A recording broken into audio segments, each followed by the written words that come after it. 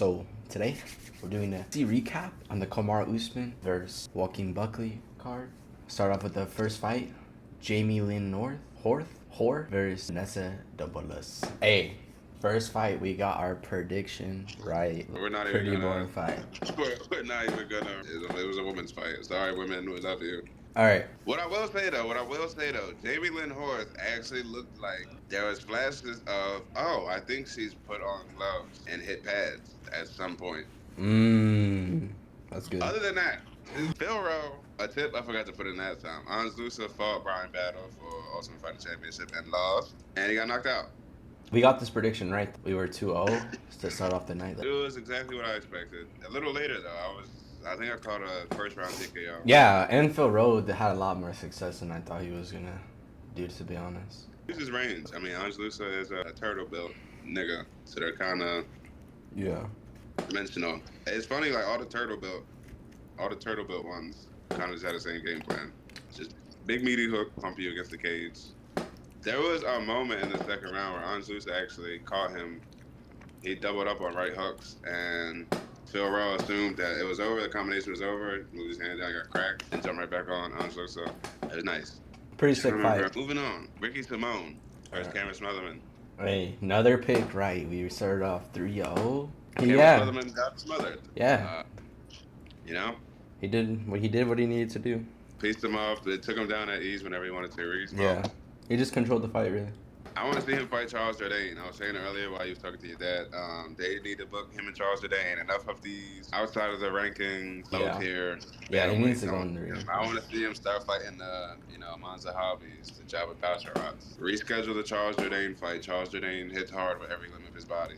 On to the next. The first one I got wrong, but you got right. Hey, Ocho. That was a W. He was piecing him up. He was way better. He was the better fighter. Malcolm Wellmaker versus Chris Matinho. I went 4 for 4. We both got this. You said, look at him. He looks scared. Chris Matinho does look scared. Oh my God. Next fight we had Michael Chiesa. We both got this right. Michael Chiesa. He fucking beat Court McGee like we thought. It was a snooze. It was a snooze fest. Old man fight like we thought too. But I'm getting sick and tired of this. Next, the talk of the hour, it seems like. For real. We need to get him back in here. No, bro. So some people think the guy fake being knocked out from Paul Craig's illegal up kick. Real quick, we should watch this in slow motion. Actually, the knockout earlier this year where somebody got cracked and then you see him stumbling back and then he goes out in his defense. That was actually recent. I'm trying to remember what fight that was. So I guess we would have got this prediction probably wrong, maybe. But it doesn't really matter. No. Moving on. Now's the main card. This fight, Alonzo Minifield versus Umar C. I had Umar C. Yeah, we both had Umar. He shit the bed. He just didn't show up. He was trying to wrestle. It didn't work. Umar C for like 3 minutes was just head in between fucking Alonzo's crotch and on a double that he didn't get.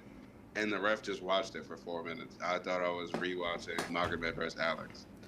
Yeah, that shows. No one to blame with the ref in that situation. You need to split that shit up. These are two fucking 185ers. I think probably bigger than that. 205ers, actually. What are we doing? Boring. Snoozer. Boring. On to the next one. And so he was doing really good, though. He was really right until the head. I think he was going to finish him. Cody looked good. He looked decent. First round was really good. It's just crazy. Them type of just take one headbutt to just change the fight. I thought he got dropped with the knee, and I was watching that whole time.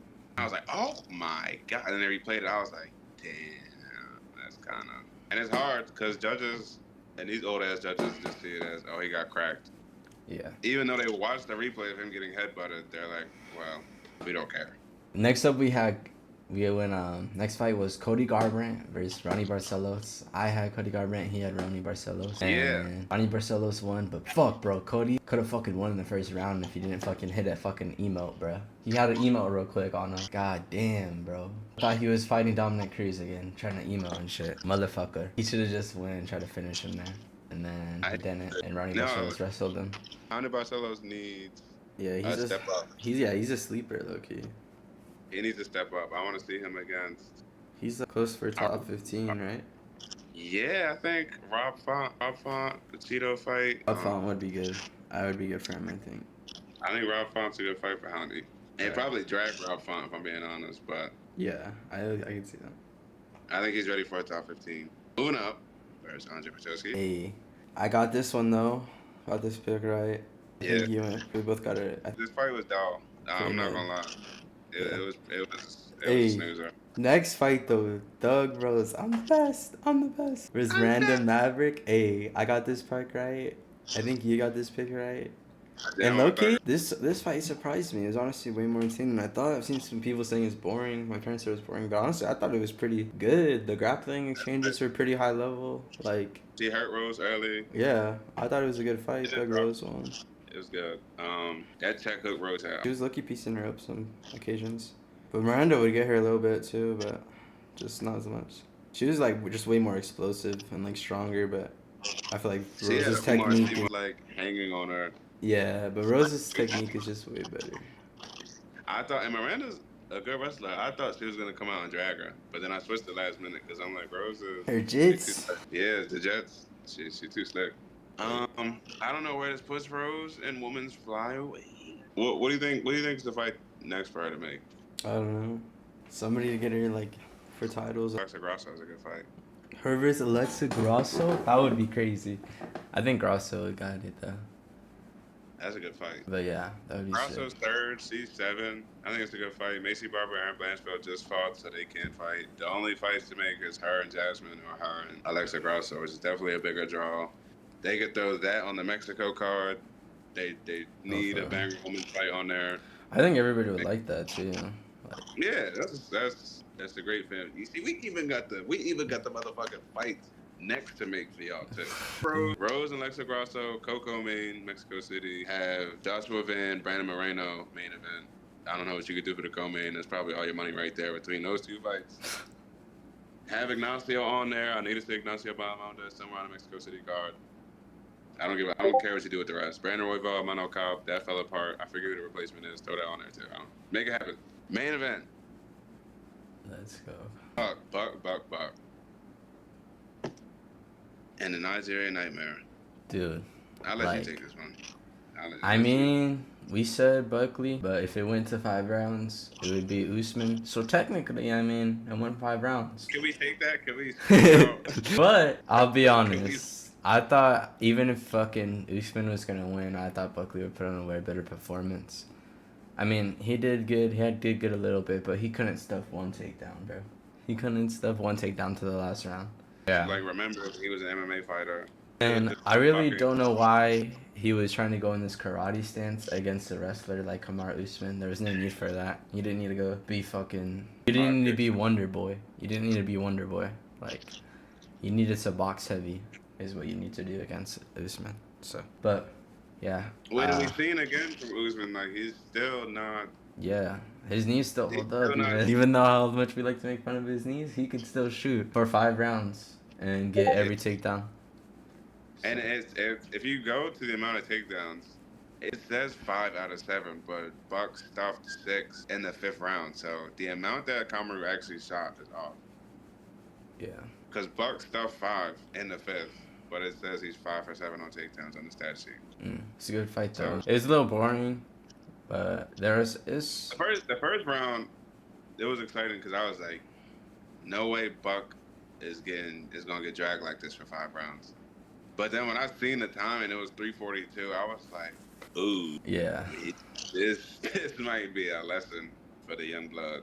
Yeah, for real. And it seemed like he was... It seemed he was what? It didn't seem like it was like he was toying with him.